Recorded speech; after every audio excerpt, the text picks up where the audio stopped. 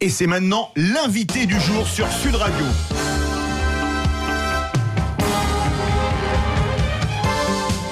Et que vous dansiez le tango, le cha-cha-cha, le rock, la valse, le boogie-woogie, c'est le grand mamamouchi de la danse en France. Mesdames et messieurs, on accueille dans Les Vraies Voix sur Sud Radio, Chris Marquez. Bonsoir, merci de m'accueillir. Bonsoir Chris. Alors vous êtes né à Colmar, d'un père portugais, d'une mère espagnole. Vous êtes plutôt choucroute, morue ou paella? Les trois en même temps. Ça ne doit pas être très digeste. Hein. Non mais ça passe très bien, j'ai un bon système, ça va. Alors père chanteur de musique latine, mère fan de flamenco. La danse, vous êtes tombé dedans quand vous étiez tout petit, comme à l'autre bout de la France, Obélix dans la potion magique? Moi, honnêtement, c'est la musique dans laquelle je suis tombé depuis tout petit. C'est-à-dire que c'est vraiment la musique d'abord qui a été ce que j'ai adoré, mon plaisir. J'étais à 3 mois dans le couffin, déjà dans les bals populaires espagnols et portugais avec mes parents. Et donc voilà, c'est la musique tout d'abord. Et c'est à l'âge de 13 ans que tout d'un coup, je me suis dit que peut-être la danse était une bonne idée. Et tiens, quelle danse sont vous préférez à regarder et à danser? À regarder, j'adore la danse contemporaine. À danser, c'est vrai que j'adore le Lindy Hop, qui est une danse américaine basée sur le swing. Ah oui. C'est comment le Lindy Hop? C'est très rythmé? Le Lindy Hop, c'est sûrement l'une des danses les plus rapides qui existent, qui est un dérivé, on va dire, du rock'n'roll, même une version plus lente. C'est un développement du Charleston avec des kicks et des coups de pied beaucoup plus hauts.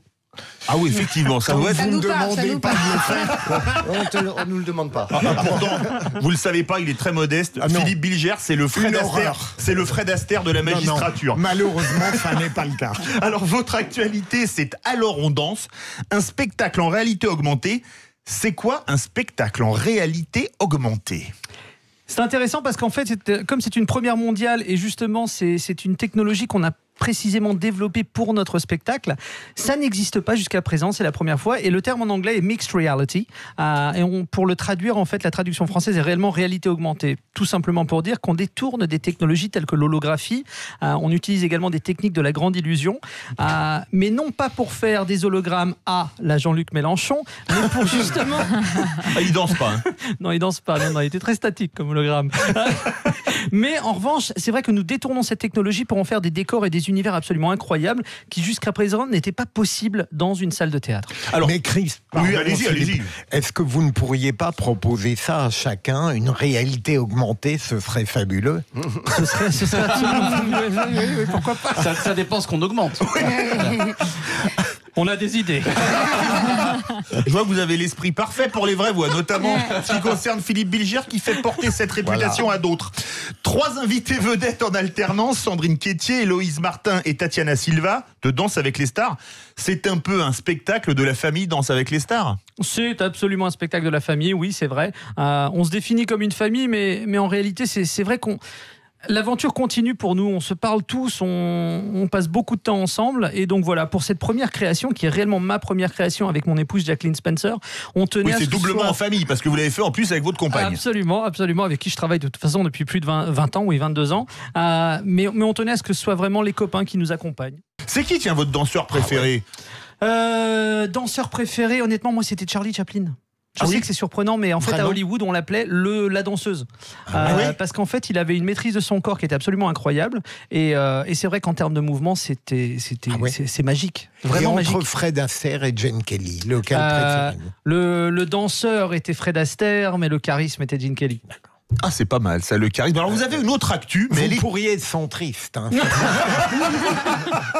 Vous êtes le Bayrou de la danse. Je ne me prononce pas. Alors, votre actu, c'est aussi Tahiti. Tahiti Quest, ça fait rêver déjà. Quand on dit Tahiti, on voit les cocotiers, on voit les plages de sable fin, on voit l'eau turquoise. Sur Gulli, c'est un jeu d'aventure? Absolument, jeu d'aventure pour des familles. 5 familles sont parties à l'autre bout du monde, à Tahiti, pour justement s'affronter sur 4 émissions différentes. C'est des Français et des Belges, c'est ça? C'est des Français. Des Français, il y avait une émission, c'était des Français et des Belges. Ah bon? La première saison, oui. Ah mais je le savais pas non plus. Bravo. Bien étudié, dis donc. Non, parce que je me disais, pour faire un duel entre des Français et des Belges, il fallait mieux aller à Knokke-le-Zout ou à Dunkerque, c'était plus près. Hein. Mais Tahiti, c'est tellement spécial. Et d'ailleurs, petit aparté, mais Tahiti, c'est encore mieux quand on y est que ce qu'on imagine. C'était vraiment magique. Les Tahitiens sont formidables et le lieu est à tomber par terre. Incroyable. Vous êtes où à Tahiti? Parce que Tahiti, c'est des milliers de kilomètres. On était sur l'île de Moorea. Oui. Et à nouveau, l'accueil était incroyable. Mais en fait, chaque jour, on avait nos épreuves sur des motus, donc les îles Vierges tout autour de l'île. Chaque jour, on était sur un motu différent.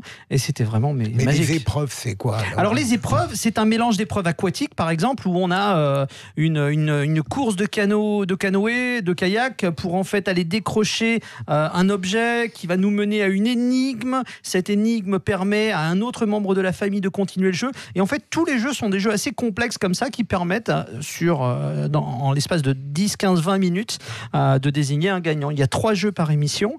Mais ce qui est génial, c'est que dans Tahiti Quest, en fait, on ne fait pas que jouer, on apprend également un petit peu à connaître cette culture polynésienne qui est fabuleuse. On est allé à la rencontre également d'enfants et de collégiens dans une école locale. C'est là où on apprend que Vainé, c'est pas que des produits pour faire de la pâtisserie. Absolument, on apprend que les Vainé, il y en a beaucoup à Tahiti, elles sont fabuleuses. Elles sont gonflées. Ouais, bon. Ah non, c'est une vanne qui n'est pas retombée comme un soufflet. Excellent. Ah oui, tu as rebondi. On va écouter maintenant justement, vous connaissez Trina McDean? Oui. Elle peut vous dire tout votre avenir. Voilà. Vous dansez, tiens, ensemble? On peut.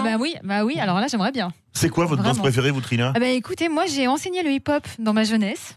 Ah oui. Et j'ai fait beaucoup de danses classiques, j'aime toutes les danses et je rêve de faire des danses de salon. J'ai toujours rêvé de ça. On va se faire une petite D'apprendre salsa avant la fin de l'émission. Le tango argentin. Le tango argentin, c'est fabuleux. Le tango argentin, vous savez d'ailleurs le proverbe que disent les Argentins sur le tango?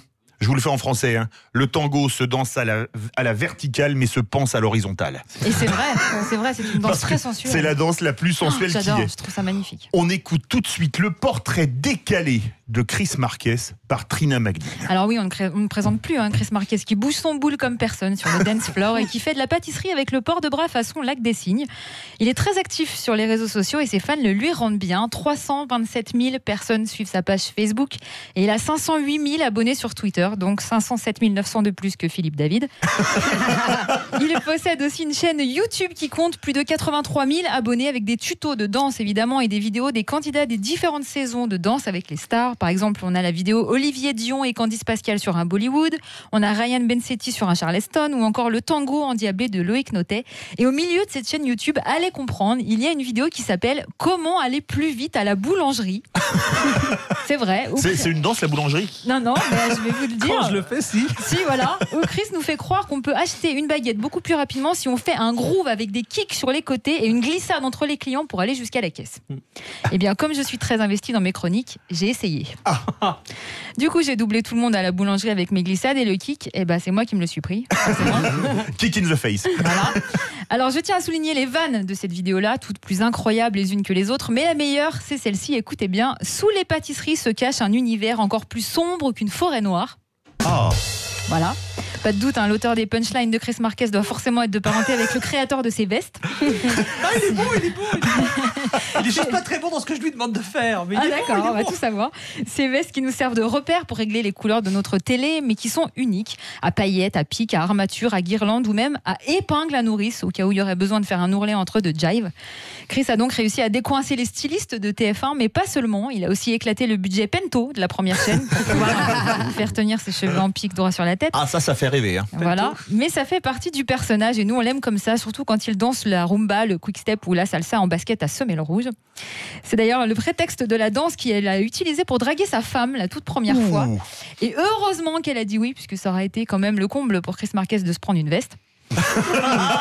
Et c'est désormais lui qui mène la danse sur Tahiti Quest et avec son spectacle Alors on danse, il ajoute encore une nouvelle corde à son arc, enfin plutôt un nouveau pas à sa choré. Il a vraiment trouvé sa voie et pourtant selon moi il aurait aussi pu être ambassadeur. Oui, ambassadeur de l'Asie de l'Est. Oui. Parce que c'est le roi de la Corée. Bravo. D'ailleurs, on peut déjà affirmer qu'avec un papa roi de la danse, son fils Jackson dansera comme Michael. Bravo. On peut dire que dans ce portrait décalé de Trina McDean, elle a fait valser les mots, Chris Marquez.